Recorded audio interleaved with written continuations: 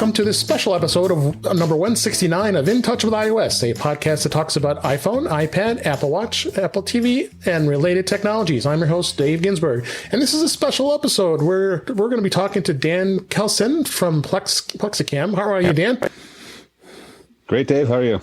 Doing great. Doing great. Thanks for being on the show. I Sure. found out about you guys, and I was pretty excited to see with it because I do a lot of video conferencing with my iPhone, and I'm sure I'm not alone that does that. So I wanted to find a little bit more about Plexicam, and then just kind of see what it could do for all the viewers and listeners out there. So why don't you start off, just tell us a little bit about Plexicam, how it started, and what it's all about. Sure. Yeah. So an ancient tribe of elves. No, just kidding. This is the danger of doing late night interviews, by the way. It's okay. We're having fun here. So, I figure that people in the Apple universe have a greater sense of humor than most. So I'm assuming it's okay. So Plexicam is one of many ventures that I've done with my business partner, Tom Kolopoulos, who I've known and worked with off and on since 1994. Mm-hmm. And hopefully I look young enough that seems impossible. So if that's true, fantastic. Yes. So Plexicam is, it's really, so Tom is a tinker. He's an inventor. His father actually created an ATM machine once upon a time, one of the first ones, and he did hardware, like high-end audio hardware, Lexicon and some other stuff.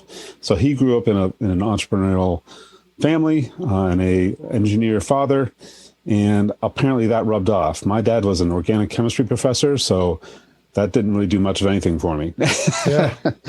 But Tom is he's a tinker. Plus, he's I didn't realize when I first started working with him in 1994 just how good of a keynote speaker he was, and a speaker in general. And he's only gotten better because he continuously wants to tweak and improve things.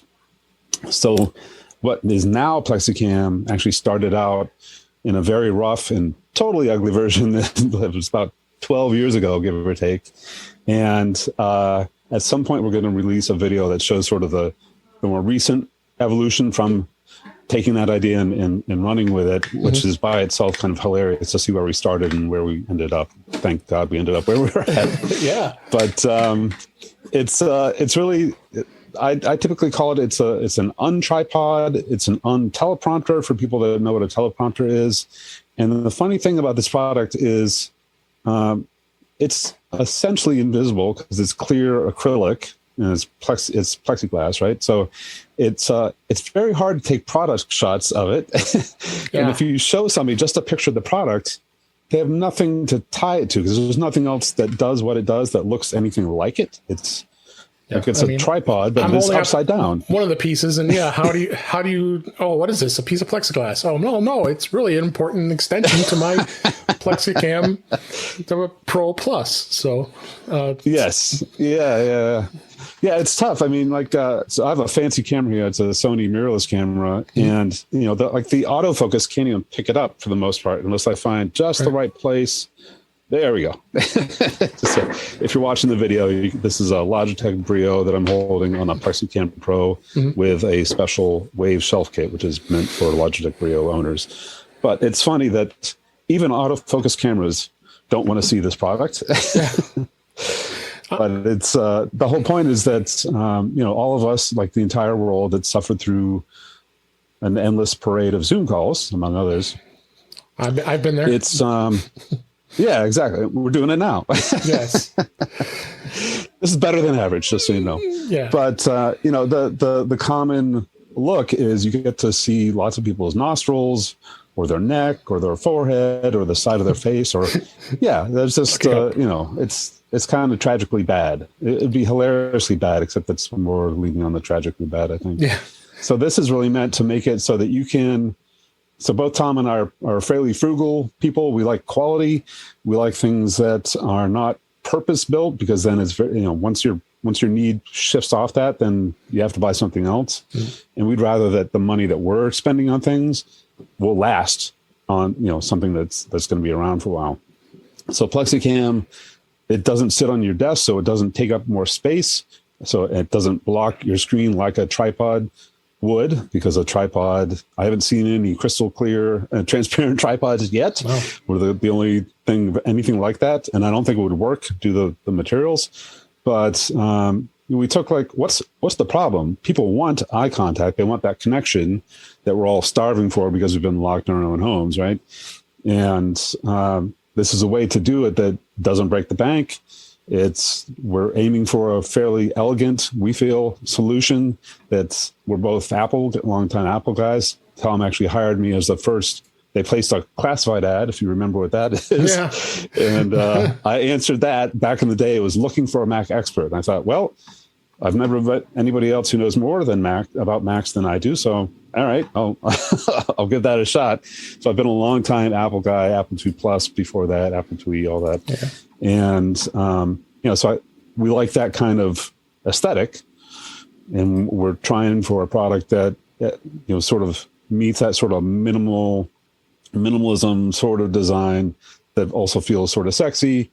And most importantly to us, it should disappear. You should effectively not see it, and you should go about your day trying to make use of it.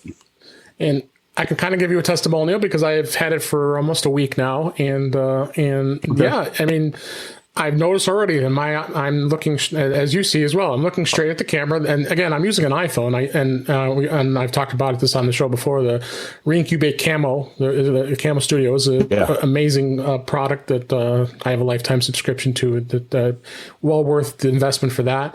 And iPhones, if any other webcams out there, I think makes probably one of the most amazing webcams out there. I mean, luckily, I guess I have the luxury. I have a second iPhone that I'm using, so I don't tie up my primary iPhone. But I know not a lot of people have that option unless they hang on to one of their old ones when they upgrade to their new ones. Since we just have experienced an upgrade coming here with the iPhone 13, so I know, it's lucky 13. Yeah, lucky 13. So I'm impressed. I like how it's forcing me to stay focused on the camera and not wander, keeping my notes in one place. And when you're doing, like you said, when you're doing these Zoom calls or Skype or any other way you're doing meetings these days, it's hard to keep straight on focus, and it makes you look good too. So, and the plastic, I said, the quality of your product is just amazing because I've never seen a piece of plexiglass, I guess we call it, is as clear as it is going through the screen. It's not inhibiting anything on that part of the screen. I mean, luckily I have a 31-inch monitor, so I have a little bit of a good size of real estate that I can move things around. But and people can't expect that the camera is not going to block that part of the screen. But I think it's a great concept. Right. Yeah, if we could make cameras invisible, then I'd be a billionaire. But we haven't figured that out yet. Yeah. So yeah, it does have. I think an amazing way it sets on the screen, and it's clear, and it really doesn't cause a lot of. It doesn't inhibit my view at all. It's great. Yeah, so it's funny because we do get commentary. It's just a piece of plastic. Well, yeah. There's different qualities of plastic, and this is the highest grade acrylic that we could find. It's remarkably see-through. I typically use a black background for my desktop because among other things, I have some softbox lights up here, and any other light source that's coming at me, I want to control. So I usually try to shut down any nice bright white documents that might otherwise be up. And any notes that I have has a black background. On the Mac, I use the Notes app that comes with the Mac and flip it so the background is black and the text is white and big so I can see it, since I'm now 51 and my eyes are not what they used to be. Yeah, me too. But it's and I'm using a big camera. It's a Sony mirrorless, which is a little bigger all around compared to like any of the Max series of iPhones. So it takes up a fair amount of space, but I have a 32-inch screen. So what that takes up for me is far less inconvenient, especially from my setup, than if I had to have a tripod, which would do the orientation of my room. Would have to put a big tripod right in front of my desk here, and that would eat up a ton of space and make it impossible for me to get anywhere on that side of the room, given what I have for my desk. So we're really trying, especially, I mean, we didn't mean to launch this during the pandemic, but Tom picked it back up as an idea the beginning of December 2019, before the pandemic was worldwide news and before lockdowns happened and all that. So, timing is funny. It worked out in this case for us, but, not everybody has, thankfully I have this space that we remodeled like 5 years ago, but if I didn't, I wouldn't have the space to really do this kind of thing in the way that I want to. Sure. Or with our other business, we run virtual events as a service for other companies. So we have to be monitoring big events and lots of different systems that are integrated into each other.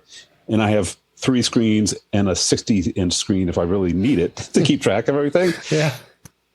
Where would I have put that if I didn't have this space? Right. Because I mean, not in an office.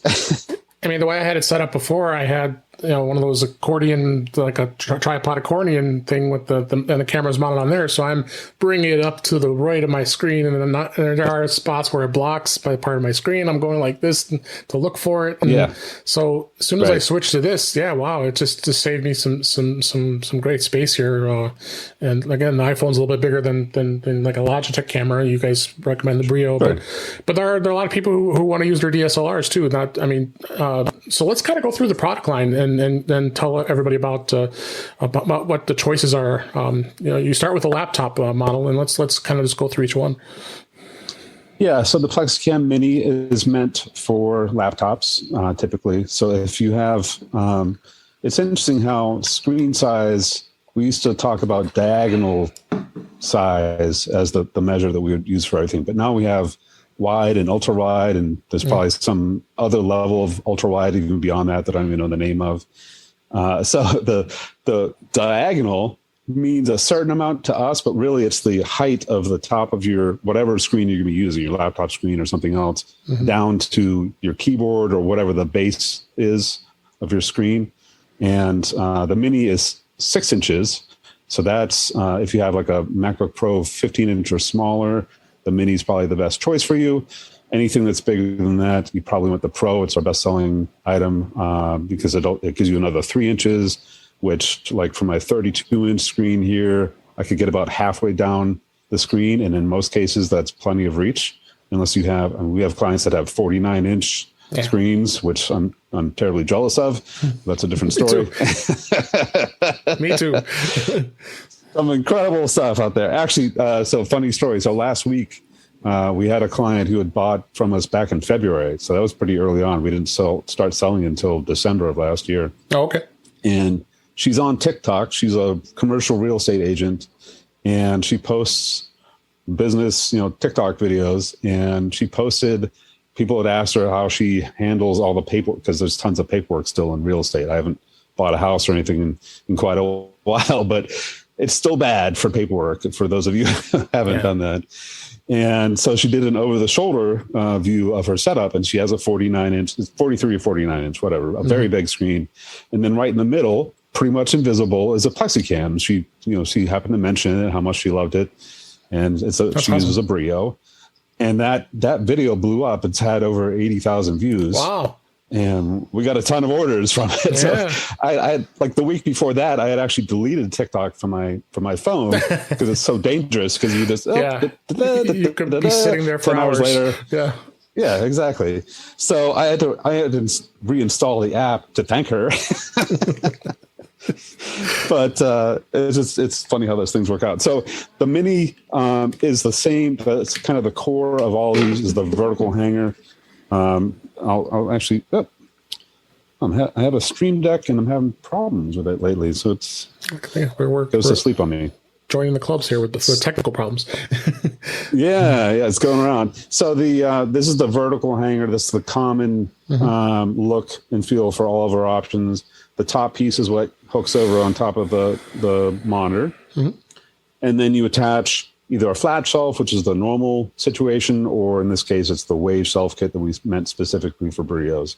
So this 9-inch height of the Pro is the same as the Pro Plus. The Pro Plus just includes another extension. Well, it can include another extension, and it definitely includes a second shelf that people usually use for an LED light or whatever you like. You could Right. If you're paranoid, by the way, technical difficulties do happen. So if you're worried about your primary camera failing, mounting a second one slightly higher that you could just switch to, not a bad idea. I've done that myself.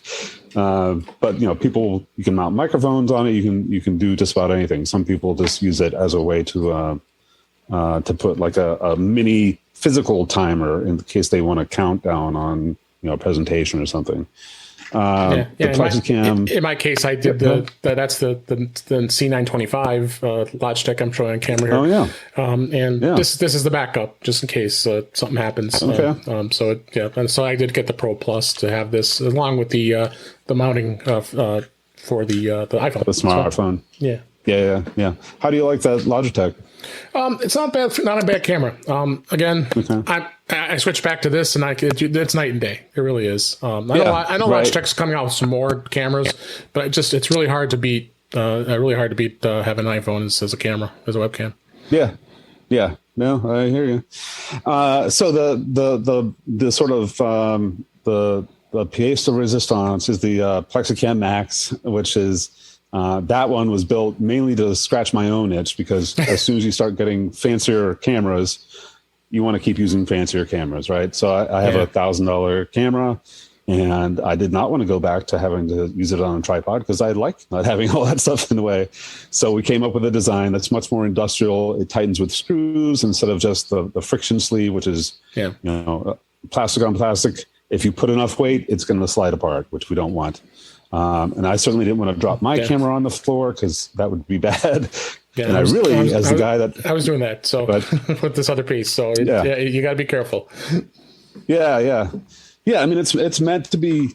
It's funny because it's you want it to be tight enough that it grips, but not so tight that it's impossible to move. Right. Which is not something that I was expecting to ever know in my life. But you never know what life is going to throw at you. Yeah. The Max. So this might be interesting to your audience. So we're at the point where, the number of orders that we get is increasing all the time, but we still get email alerts and my phone bings, when we get a new alert. And July, I think it was, I saw, Guy Kawasaki just ordered a Plexicam Max. I was like, wow, oh my God, it's Guy Kawasaki. Yeah. So, and as it turns out, he uses a 27-inch iMac like I have on the side here. Mm-hmm. He uses the same camera, which is a Sony a6100. And and he ordered the Max, which is the right choice for that kind of camera. Mm-hmm. With the iMac, it's a great design from a user standpoint, but the tiltability of the screen on an iMac is very, like you could sneeze on it and tilt it, right? So it very easily moves, which is not like a lot of monitors. Normally, you would think that's a good thing.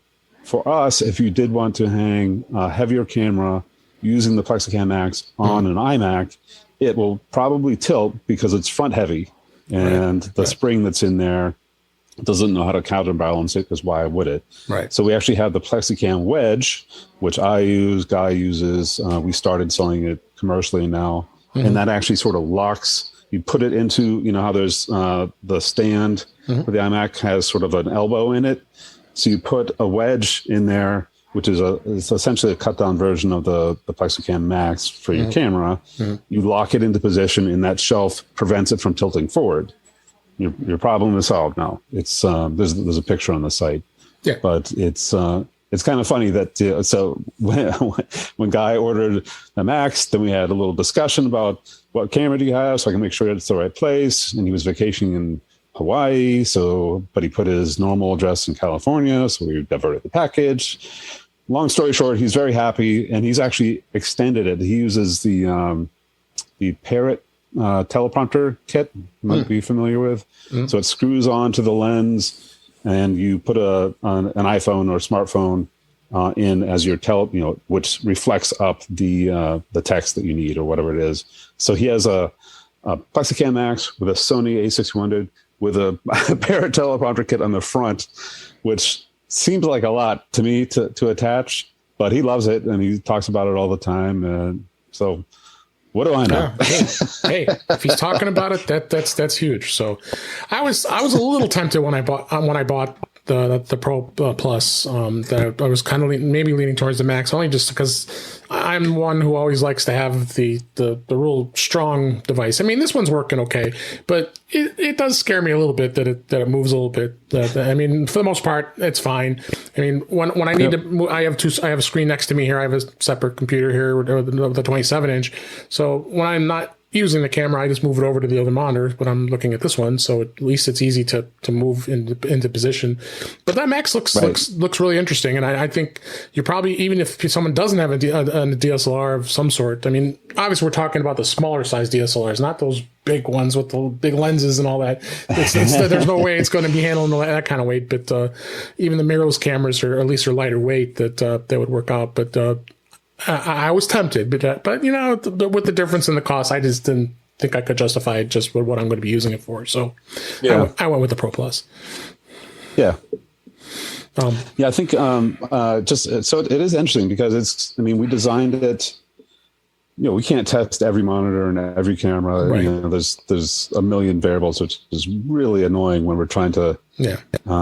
You know, like a measure that nobody would ever normally care about is the depth of the top edge of your screen as it wraps around the back, because our design, you know, grips on the top of the screen. If you have a typically older screen, some of the thickness of the screens are, you know, we used to have CRTs that, you know, were 20 inches deep, right? Yeah. So as we've gone to LEDs, they shrink. But if it's thick enough that we can't actually grip on it, then our design, that, you know, our normal design doesn't work. We have alternatives for that, but nobody knows. You don't think of that. Most people don't even know what the size is of the monitor in general. So then you have to get a tape measure out and measure if it's a model that we've never heard of, and manufacturers almost never put that measure anywhere. So unless you've seen it and you've measured it yourself, you have absolutely no idea. It's really frustrating when I'm trying to give people the best advice on what to get. And I don't want to have to say, why don't you just get a new monitor? Because that's not a fair thing. I just got this this is probably 31.5 or 32. I mean, it's a Samsung, and it's glorious. I went from I had the old Mac 27-inch Thunderbolt from 2016, and that, of course, that base is really thick. So I wouldn't know if this bracket would even be pretty tight to get it to hang on that monitor because of its thickness. I mean, just like the old iMacs. I mean, there's those thick size. Are there people still wanting this for the older iMacs and the older Mac displays like that? Because there are still some out there that are the thick size. Yeah, well, I mean, that's one of the things I've always liked about Apple products is they typically last a very, very long time. Yeah.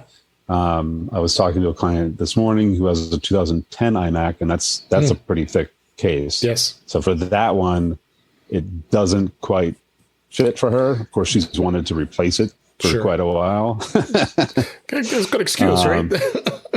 Yeah. Well, I mean, you know, I typically, you know, you could spend money on whatever you want, right? As soon as you start headed down the path of, I want a better camera. Oh, now I want better lights. And, now I need a better microphone. And it's an endless, you know, cycle I don't know if it's virtuous or not, but it's a cycle. You know, what I typically recommend to people is if budget is an issue, get the smartphone holder, get a Plexicam Pro, use your iPhone, because it's going to be the best camera you have until you get a really great camera. Right. And you know, it's and then the next thing I would personally invest in, get a bigger screen. Whatever you have is probably not big enough, because that extra space just opens up so much possibility. So that's, you know. So are you seeing more people using their iPhones as cameras with your product? Are you getting more orders for the bracket and the iPhone setup? Or is it's kind of flatline? Yeah, I don't know. It's I'd say it sort of comes in waves, because a lot of our sales are driven by word of mouth. You know, people are usually thrilled to find us, and then they try to find anything else that's even remotely like us, and there doesn't seem to be anything, which is a mixed blessing. You know, competition is good. Yeah. You know, and something that uses our sort of approach versus a tripod, because it can be a little confusing to try to compare the two when they don't appear to be the same in any way. Like my analogy, I had tripods, I've had cameras everywhere. I'm glad I'm glad it's off my desk. yeah, I have a huge pile of stuff that's in the other under my feet here. To place stuff I've already set aside. So, but it's good to know, because my listeners and viewers are like using them with their iPhones, and iPhone is a good choice. I mean, if you're not one like me, because I'm always talking about my iPhone on this show, I gotta have I have to have it in my hand all the time. It would be hard for me. It's like, wait, I gotta show you. Oh, I can't do that. It's my camera. so it would make it a little tougher to do that. So, but no, it seems like a great. I mean, you guys have a great product. Well, I want to ask you a little bit about video presenting. Do you think your product has really helped people do a better job of being a video presenter? Because like I said, we all have sat through all these Zoom calls all the time, and people are just. It's funny just to start in Teams calls. I work in IT for a company too, so so you got Teams and you have Zoom, and it's just funny to see people how they're looking around. And especially when they're presenting. Have you heard some? I mean, looking on your site, you see you have a lot of professionals that are been using this. And do you think there's some good tips how to do a better job with using the Plexicam and being a better presenter? Yeah. I mean, so it was. So Tom is a professional keynote speaker, and he's made a very comfortable living for most of the last 20 years from keynote speeches. He's on a flight back from Nashville tonight. And it's funny because what I think is interesting. We both know a ton of professional speakers. Like, we know some people who are fans of Plexicam too, who have won awards, as the best speaker at the National Speakers Association. Nice. There's only one a year. So, we have several of those who are clients of ours and who love it. Anybody can learn to look at the camera, but that's only part of it. If you need to look at your notes, if you want to watch the reaction, because if you're on a stage, you can't see everybody, usually because the lights are blinding you. But, you can at least see some people that are closer to the stage and get a sense, are they awake? Are they alive? Yeah, exactly. But with Zoom, you don't necessarily have it, especially if you have to look at the camera, and it's, the built-in cameras on laptops and iMacs, they're just in the wrong place. They're also terrible. But it's in the wrong place. So you need a better camera, and then you need to put it in a place where it's actually convenient for you, so that your audience gets the benefit of it appearing that you care about them, and you get the benefit of being able to see that you're making a connection. So one way or another, and it doesn't matter to me, of course, I would love to sell as many Plexicams as humanly possible. Absolutely. But, one way or another, if you want to make a connection with your audience in the way that you can't use your traditional tricks if you were in person, like you can't walk up and, I used to jump off the stage and walk around in the crowd, which I'm not sure I would do these days due to COVID, but, you can't do that in a virtual setting. And you really need to try some different ways, which is mostly skills that none of us had until we had to in the last year and a half. So I think Plexicam definitely makes it easier. We have some speakers like David Meerman Scott, pretty famous as a marketing guy. He has like a $20,000 studio at home, but when he's on a lot of board meetings and he's on other meetings, and he doesn't necessarily want to be plastered with a ton of light and stuck in the room that he has that's all oriented towards the pro level stuff. He takes his Plexicam and he takes his laptop and he goes into a different room and he does what he needs to do, and he moves the Plexicam out of the way when he's done. And he goes on about his life, but he can still have good eye contact because he knows that that's important. And he can, if you're a board member and there's something controversial that's come up, or, disciplinary action or something that needs to be tweaked on the pitch to raise money or whatever, you need to be able to look at the other people who are on your board or the people who are running the company and get a sense from their body language what's what. So it's, we hear, generally people, once they see it, like the TikTok video, I've talked to as many of those people as possible. I said, were you following that woman in the first place? No. Okay. Had you been looking for tripods or anything like that? No. So I don't know what the algorithm that tripped all this stuff for in TikTok, but I love it. Yeah.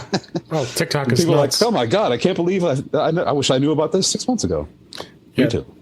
Yeah, TikTok is absolutely crazy. So, but no, like on your website, when you come to site, I love your animation you got showing how the camera can move, slide up and down, and it's good. One thing I'll mention. You do warn people that you got to be real careful when you're sliding it with the shelf, because I already could see that I started scratching the Plexicam a little bit, not really bad, but I know that's probably one thing. I'm sure you're getting customers that are probably making any mentions that, oh, this is all scratched already, but you kind of have to expect that with we got two pieces of plastic rubbing against each other, and if you're moving it after time.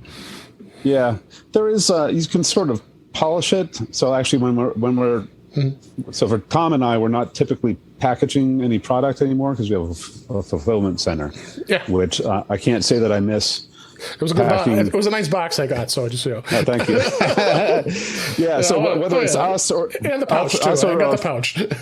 Yeah. We're doing what we can. It's funny. It's hard to brand a transparent product. Yeah, there you go. There's the pouch with your name. But you guys have amazing customer service, because I mean you guys are very responsive, and I appreciate you respond to me right away when I had an issue, and you took care of it, and that you don't see a lot of that. I worked in retail for many years, and I know how it is with customer service and how to take care of your customers, and you guys do a really great job of staying on top of that. Thank you. Yeah, I mean we're both believers in word of mouth marketing. I've been following Guy Kawasaki forever and his whole evangelist and community approach, which I've always been a big believer in, and I've done in other situations. But this is the first physical product company that I've ever had. Oh, okay. And it's interesting times if you're starting up a company during a global pandemic that you have to get sourced from one place and ship who knows where. We had a customer we're shipping to in Bahrain that I don't even know. I can't even tell if the address is correct in any way because it doesn't follow any standards that I know. So when something like that comes up, then our fulfillment center flags it. Can you verify that this is actually going to get anywhere? Yeah. It's very interesting to have this company at this time. I mean, the timing is great because it's such a huge need. Oh, right now for sure. Yeah, so many people. Man, it's such a strange ride. Oh, I bet. I even like you guys had a little flash up that tells us where the last person, where they're from, who purchased something. Because I just noticed I'm in Chicago area. I saw somebody from Chicago area just bought something as we were recording this. So that was kind of cool. It's all over the world.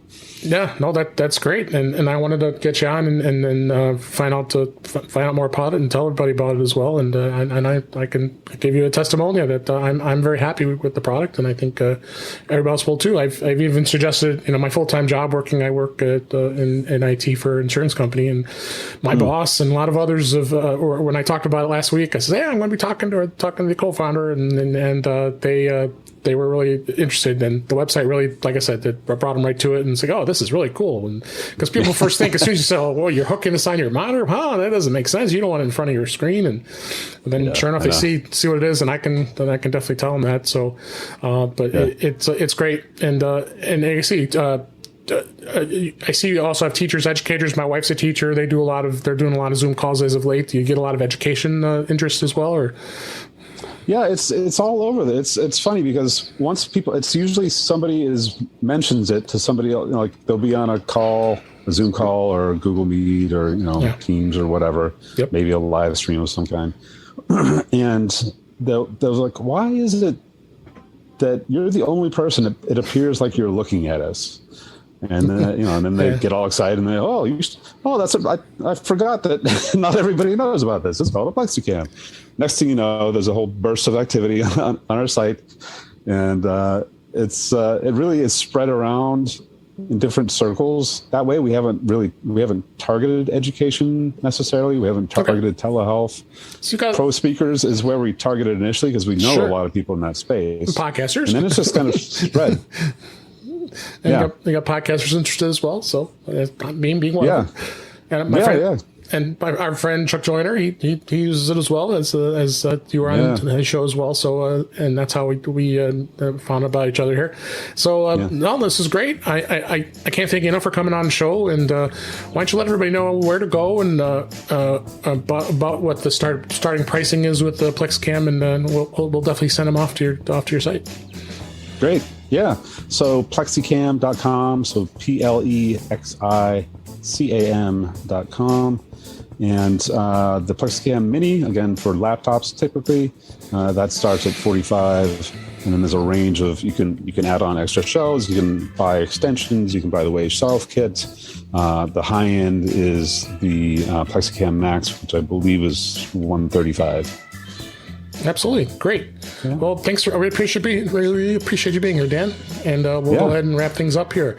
All right. That's a wrap. Please send your comments, questions, suggestions to our email address, feedback@intouchwithios.com. You can follow us on Twitter @intouchwithios. You can visit our YouTube page, youtube.com/DaveG65. You can also subscribe in your favorite podcaster, which includes Apple Podcasts and many others. But better yet, go to our website, intouchwithios.com, where all the links to all the ways to listen to us are there. I am Dave Ginsburg, and you can find me on Twitter @DaveG65. Thanks for listening, and we'll talk again soon.